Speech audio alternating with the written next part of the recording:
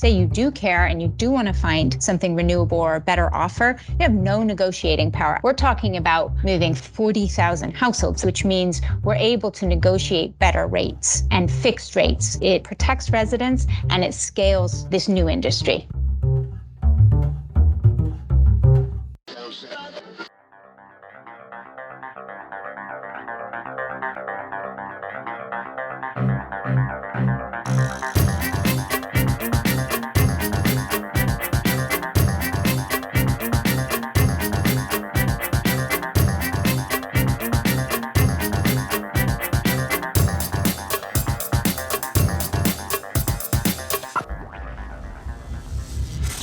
This is Energy Cast, and I'm Jay Downhauer. Today we are talking about switching entire communities to 100% renewable energy. It's become quite popular over the past few years. Electric customers who want to support renewable energy can purchase renewable-only energy plans. This is most widely available in so-called deregulated markets, where customers can choose among a large number of electric companies as to whom they purchase their power. I lived in Texas, where this is probably most prominent, and have covered companies like Green Mountain Energy who provide these green plans. My guest operates in New York State, which is also deregulated. One of the tools municipal leaders in the Empire State, however, is a function called home rule, where communities, after passing a local law, can blanket switch all their residents to a 100% renewable electricity supply, which can source from a variety of places, such as hydroelectric or solar. My guest says only about 15% of New York households have voluntarily switched from their default utility supplier to a competitive provider. If you've already made your decision, your plan doesn't change. For those who have not, you could be all renewable energy without lifting a finger. You might be thinking two things. Is this reliable, and is this more expensive? On the expense question, my guest says they are able to negotiate on behalf of a large number of customers. Playing in these margins usually means lower electric rates locked in for longer. In 2022, electric rates doubled for many electric customers. For those under this arrangement, their bills stayed the same. On the reliability question, you get a dual benefit: the satisfaction of supporting renewable energy and the dependability of a balanced grid of electrical generation. The electrons powering your home aren't necessarily from a community solar farm or hydroelectric dam, but your money goes directly to purchase renewable energy credits and, by extension, the renewable energy generators that produce the juice. My guest says this scheme helps boost the market for more renewable projects. As renewable energy credits grow in demand, this model helps keep existing renewable energy in operation, and so too new community solar farms. My guest says they are currently working with elected officials to contract for the credits before the project has even been built. Will this lead to a saturation of solar in New York? Not for a while. Though my guest has locked down nearly 1 million residents,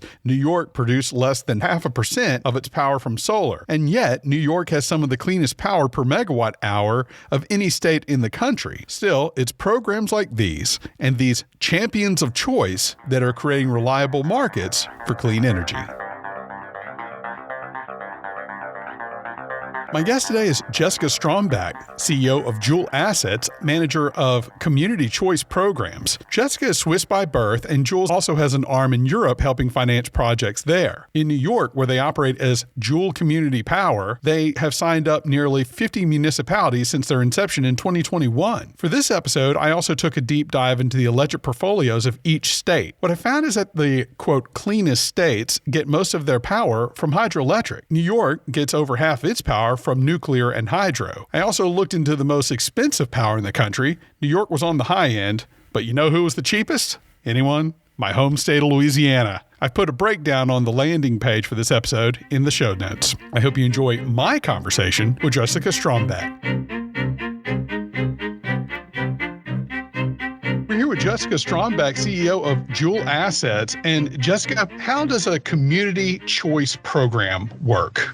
Before I answer that question, I think a good thing to understand is that New York State is a deregulated market. Since 1998, customers have been able to choose their electricity supplier, which we call ESCOs here. The other thing that's different about New York, or is important when it comes to community choice, is something called home rule, which means New York's constitution states that counties, cities, and towns and villages are general purpose units of local government. They're granted broad home rule powers to regulate the quality of life in communities and to provide direct services to people. In our case, what that means is that a municipality can pass a local law that says they will they will take local energy decisions on the part of their residents. So that often is part of a widely publicly supported shift towards, for example, sustainability targets or carbon targets that the community has taken, right? And as part of that,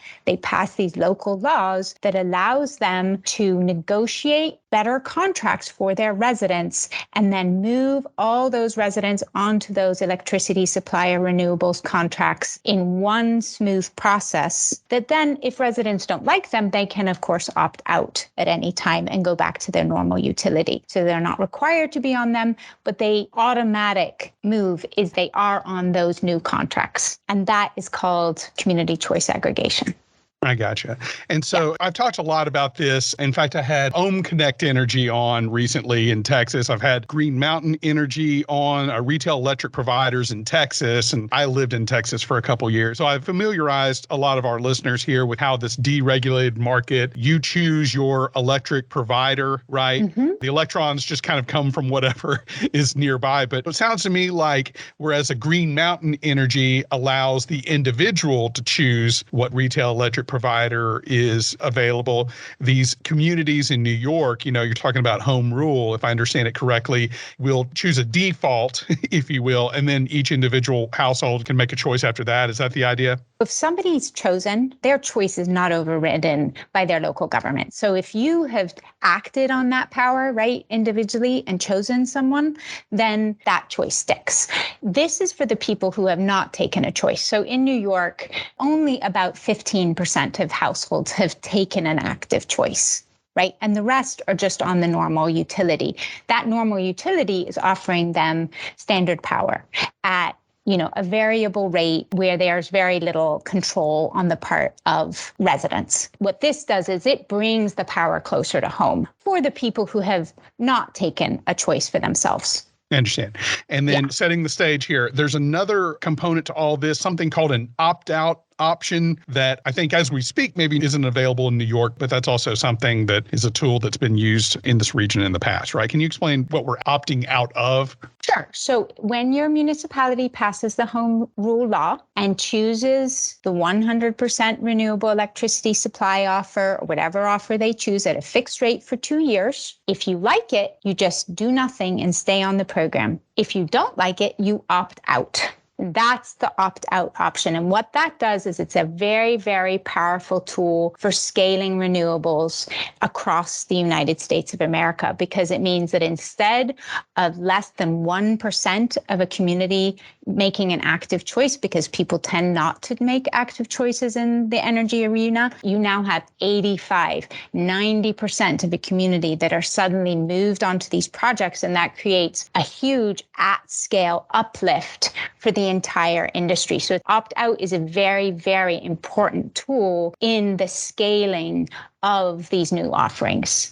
Yeah, and I think that's good because, look, I mean, I'm an energy nerd. I'm assuming you're big into this as well, right? Yep. And so, but not everyone is. People just kind of go on with their lives. And even in Texas, people were aware that they could switch to their different electric providers, that was a unique offer that they were given. But, not everyone really pays as much attention to that. So it's interesting that you just can kind of batch move people on there, and then they have the opportunity to stick with it or not. The other thing that's really important in that mix, and I'm agreeing with you, so there's two components. One is the at-scale uptake of renewables and new and existing resources that just really empowers, sort of turbocharges the whole industry, right? The other part is it's done in a way that's protective of residents, because the municipalities have tremendous purchasing power. So when you, as an individual, are going and trying to find a contract, say you do care and you do want to find something renewable or a better offer, you have no negotiating power at all with that individual company, of course, because it's one person.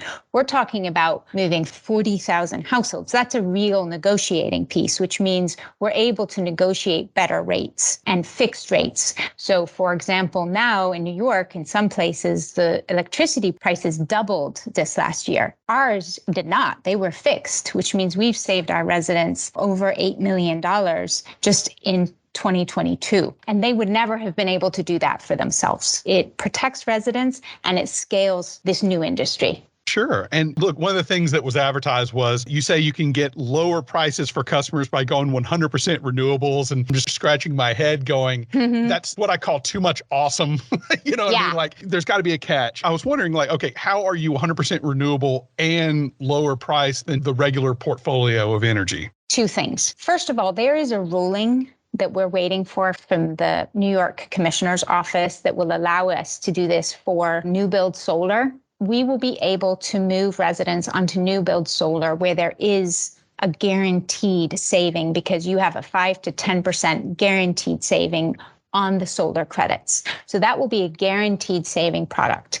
The electricity supply is not a guaranteed saving. It is a highly competitive rate where we have price security over a period of time, which in years like this is a tremendous asset, but does not guarantee a saving. What it is it's highly competitive with the going rates, because we're able to negotiate these larger contracts. The other thing is that we are often able to negotiate a renewable contract where you're going 100% renewable for basically the same rate that the utility has for standard power, which is, of course, not fully renewable. Yeah. It kind of reminds me of, you have a big company that's able to negotiate a lower insurance deal. Yeah, exactly. That's exactly right. Yeah. Okay. Yeah. And then, so what's the difference if it's new build, as you say, as opposed to something that's already out there? So when we contract electricity supply now, we are purchasing the credits from existing power plants. That's often hydro. So it's New York Hydro that we're buying the renewables credits from. They're called RECs. And that's great because it's really important to support our local industry. But of course, to reach our targets, we need new resources. We're looking to develop within this system, and we're working with the regulators on this, that we can contract directly with generators prior to a generation asset having been built. And that will give them offtake security prior to them putting a single shovel in the ground, right? That's our goal. Like I said, CCA can turbocharge this industry. We want to use CCA to do just that with new projects. Jessica, one of the things I love to talk about on the podcast is the business of energy, right? Getting steel in the ground. And I was interested in how this helps solar developers. And I think you've kind of touched on this a little bit. You're saying these community choice programs help developers with financing. You're basically pre-selling the project, right? Is that the idea? It means that they can have offtake security. And then the other thing is churn security. So of course, when you sell a contract household by household, some people get tired of it or move and don't bring it with them. So you end up just naturally losing residents, losing customers over time. Because we are staying in the community for the duration of the contract, 20 to 25 years, we continue as people move in and out to refresh. That's 2 levels of security added. One, the offtake set, and then the offtake is guarded and taken care of for the duration. Yeah. The other third thing just on money is that there are higher support schemes for projects that are onboarding low-income residents. That's very hard to do one house at a time. It's difficult to send people into those neighborhoods and be successful. There's distrust for very good reasons. But with us, because we have the data and because they can be part of this program, because it's a guaranteed saving, we can automatically enroll those residents, and the solar developers automatically get those higher fees. We're hopeful that will come out soon, and assuming it's positive, that's what we're going to be doing.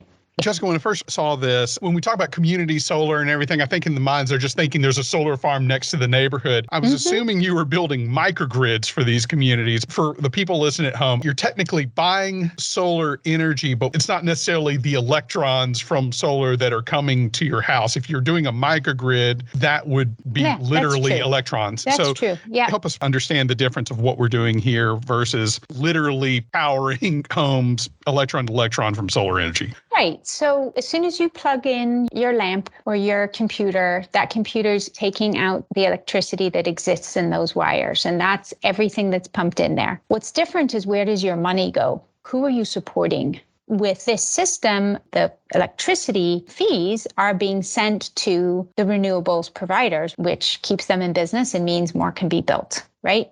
So you're changing the face of the industry through doing that. In a microgrid, it's like you're in your own little universe. It's not attached to anyone else, ideally. And if you had only renewable energy in there, that means literally you would only be using renewable energy. And in this case, that's not the case.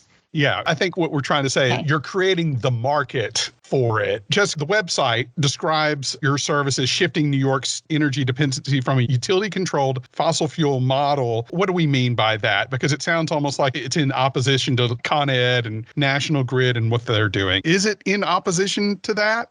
No, but it is offering a choice. So the utilities obviously provide a really important service, network upgrades, billing, all the rest of it. And that's a very, very important role and stays there. One of the things that's great about home rule is being able to bring some choice to the local community that really empowers that community, because we provide education. You're talking about microgrids, where we can also help them develop local projects, be it battery, renewables, whatever. And it really empowers that community and empowers those people to take control of their energy future themselves. Now, by necessity, that means that Con Ed's not doing it. But that doesn't mean Con Ed's doing a bad job. It just means this is another option for those communities. Again, creates this cycle where it's a positive experience. They're really able to act on their own decision making.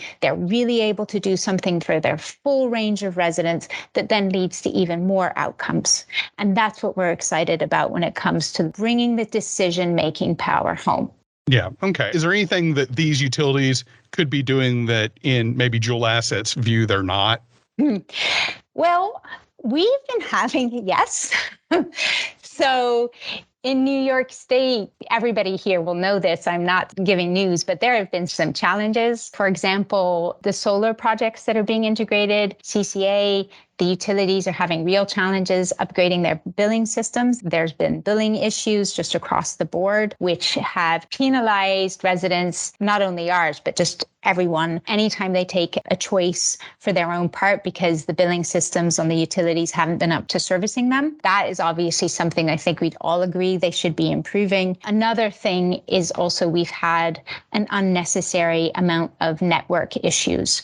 So the networks need further updating, further investment, et cetera, to be able to enable the opportunities around new build generation units, be they solar or otherwise, but also to lower the amount of hours that the grid is down per year. Because if you live in some areas in New York State right now, you might have several days a year where you don't have power, which really impacts local business and the rest of it. So those would be two areas I'd say they could improve. But that has nothing to do with CCA. It's just, this is your job. Go ahead and do it. Yeah. Look, I think this idea that you always hear stories about California is like, we had days without power. You know, for a lot of us who live in other parts of the country, that is wildly foreign to us. Well, it can happen here too. And if it's in the middle of winter and minus degrees, that's a real thing. Yeah, I don't consider myself a huge expert on just being able to rattle off statistics. I kind of leave that for the guests. Okay. But one of the things I wanted to do, I took some time and did a deep dive on the state electric profiles. And I shared this with you and your team, and wanted to do a little bit of a deep dive about maybe what this says about all the different states around the country. And okay, so first of all, New York, probably not a big surprise to a lot of people, has higher than normal electric rates around the country. I think it came in 9th out of 51. Including DC. So it sounds to me like there might be room for improvement there. You think? I'm sure, because there always is. I think one of the challenges in New York, and I'd have to break, one of the things that's really important when you're looking at an electricity price is what's taxes, what's network fees, and what's electricity costs. So my understanding is that the New York energy cost is competitive. It's more when you get to the network fees, distribution fees, et cetera, that component's decently high. And I'm not sure about the taxes piece, how high that is. But my guess is one of the challenges in New York is is you always think of the city, but actually the state is huge. Not as big as Texas, that's for sure, but big. And the networks to service all these very, very spread out small communities tends to drive up the cost, as do the capacity issues, et cetera, around servicing everyone. So yes, I'm sure there's room for improvement because there always is, but I think New York, like Hawaii and Alaska, are also very expensive. Same kind of deal, that you've got a big network. It has to cover a lot of very distributed communities, and it just adds to the cost. That's my guess, but I might be wrong about that, but that's how I see it. Just kind of the wheeling fees, I think, as they call it. We've talked about price. We talked about reliability. Let's talk about carbon footprint, right? Sure. So one of the cool things that I looked at and saw, and I think would surprise a lot of people, is that New York has basically the 8th lowest carbon emissions per megawatt hour. Now, a tiny little state is not going to produce a whole lot of CO2, but it might produce a lot of CO2 for the electricity it produces. So levelizing that out, here's the order in the cleanest states in the country. Number 1, Vermont, Washington, New Hampshire, Idaho, Oregon, South Dakota, and Maine. And really what is the common DNA there is most of those states have a huge amount of hydroelectric on their system. Yeah. And with the exception of, I think, New Hampshire. And New York comes after Maine. They're number 8. But New York also has hidden in there, even though DOE's site says that New York predominantly gets most of their power from natural gas, there is a huge number 2 and number 3, and those are hydroelectric and nuclear. And they together, Jessica, make up about 50% of the actual power generation in New York. So that's a pretty impressive story. It is a very impressive story. And I think the thing is what we need to work toward is how do we enable those states that don't have the benefit of a massive amount of hydro to lower their carbon emissions? And I know you look at a lot of different types of generation resources in your podcasts, and people tend to not want to have natural gas or nuclear, but I don't think we can ignore them. And whether we want them or not, I think we have to talk particularly about nuclear. If we're going to decarbonize this entire system, and there's a bunch of states without access to hydro at scale, wind and solar will get you very far. I'm not sure they get you the whole way there. Yeah, and I appreciate you giving a little lip service to the other ones. You know, I always feel like sometimes when we have guests on, it's like, I'm the solar person, so I can't So I hate everything else. Yeah. And I should just say, in saying that, I'm not representing my company. This is a personal point of view. But my personal point of view is that we have a real issue with climate change. My family lives on the coast, and my parents no longer need to water their lawn because of how often it floods. So you think it hasn't rained now in Massachusetts for 2 months. It's green. It's still green. For me, this is like, could we just take down the carbon emissions and get real and prioritize that? Right. So I'm very agnostic. If it works, let's do it. Yeah. Getting back to solar, and look, New York, the penetration of solar at this point is pretty low. It's about 1% or so. Nationwide, it's about 4%. Now, this is actual generation. But 10 years ago in the United States, solar was 0.1%. It was basically zero. Yeah. But for all those states that aren't blessed with hydroelectric potential, the problem that you come up with is that you got to back up solar, you got to back up wind. Any thoughts on ways to increase the solar wind in the portfolio, these intermittent renewable energies, without natural gas to back it up? Because then you're going to introduce a carbon component for almost every megawatt hour that you produce of renewables, right? Yes, I think you know where I'll go. I mean, the two ways to do that without adding a carbon component are batteries and a really beefed up interconnection system. Because if you have good enough transmission system lines and distribution system lines, you can expand the footprint wide enough to mitigate, for example, wind being down in a particular state, and you can balance that out. There, a really interesting example is Germany. Germany has a lot of wind and a lot of solar, and their network is now almost impossible to manage. What they do is they are looking to upgrade the transmission system lines from one portion of the country to the next portion of the country, and even outside of the country. And when you see those maps, that really takes care of a big part of the issue, and I don't think we should ignore it. But beyond that, local batteries is another way to go. And if you can't do that, you end up needing to go back to fast-acting coal or fast-acting diesel, and we really need to try and minimize those, because otherwise we undermine the climate benefits of the investment we're making. That's interesting. You're the first guest in 147 episodes that's discussed using transmission as a way to level out the grid, especially when it comes to renewables. And it's powerful. Right. I worked in transmission and never even considered that. Yeah. So I'm actually European and I used to work in Europe. Right? Yeah. I did very similar work in Europe. And when you are, for example, Germany has now a genuinely high percentage of its power coming from wind and solar, which of course are very intermittent. You really start to see the maps and what it's doing. And that's how they're dealing with it. And if you do that, you can really mitigate a lot. You could do a whole program on that if you wanted a really interesting program. Absolutely. We're from Europe. I'm trying to pinpoint the accent. I was born in Switzerland and then bumped around Europe for ages. So I've lived in Finland, Belgium, Switzerland, and Italy. That's why there's no accent. Okay, That's why I'm just genuinely confused at this point. Yeah. That's right. So just kind of wrapping up, Joule Assets, you guys are global as well. You also have a European arm. I believe you're trying to do some interesting things to help finance projects over there, are you not?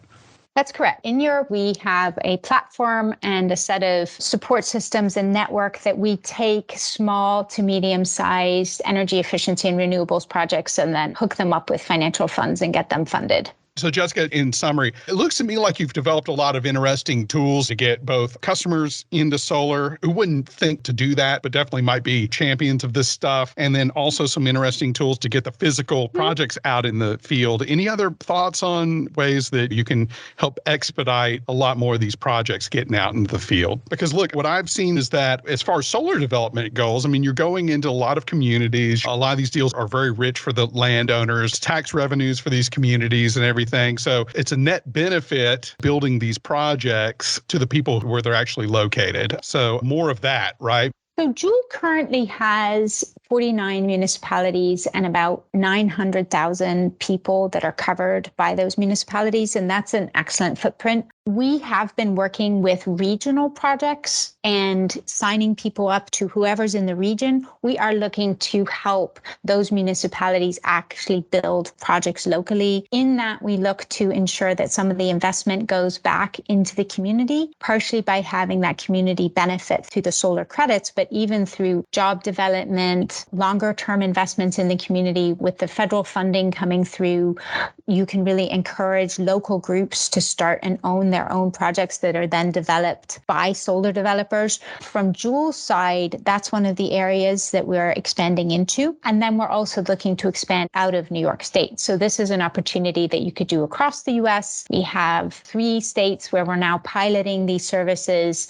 and we're intending to expand this way because, of course, this is very empowering for the industry. And it doesn't only work in New York, it could work in many states in the US. All right, Jessica, I'm going to finish with a lightning round of your thoughts on different energy technologies. I think I heard a few of them, so I'm excited to see where this goes. Starting with natural gas. Good transition. Crude oil. Try and get away. Nuclear. We need it. Coal, but coal with carbon capture. The thing with coal is that it's cheap. If you take away the cheapness, sure, but then just do natural gas. Wind. Definitely, and use the transmission system grid to balance it. Solar. Definitely the wave of the future. Biofuels. Very good idea. Just be careful what the fuel is. Hydroelectric. Go for it. Geothermal. Same, should be expanded. Energy storage. Good for balancing, necessary to have. Energy efficiency. Should be the first energy. And then finally, fusion power. I hope so. All right, Jessica Strombeck, Joule Assets, thank you so much for your time. Thank you. It was a pleasure to be here, and thank you for having me. That was Jessica Strombeck, CEO of Joule Assets, a community choice aggregator based in New York. I want to thank Jessica for his time, as well as Stephanie Burgos Veras for setting this up. Again, you can see how your state breaks down in its energy usage, carbon intensity, and prices on the links at the bottom of the page of this show, as well as plenty of pictures on energy-cast.com. We're also on Instagram at Host Energy and Twitter at Host Energy Cast. All guests are sent the wrong completed audio the week of release. So far, no complaints. Be sure to leave us a positive review on iTunes. That gets the the word out. Music was produced by Sean Stroop at Stroop Loops. That wraps up episode 147. Be sure to join us next week when we explore how an industrial heat battery can level out the grid and create a bigger market for intermittent renewables. Until then, I'm Jay Downhauer. We'll see you next time.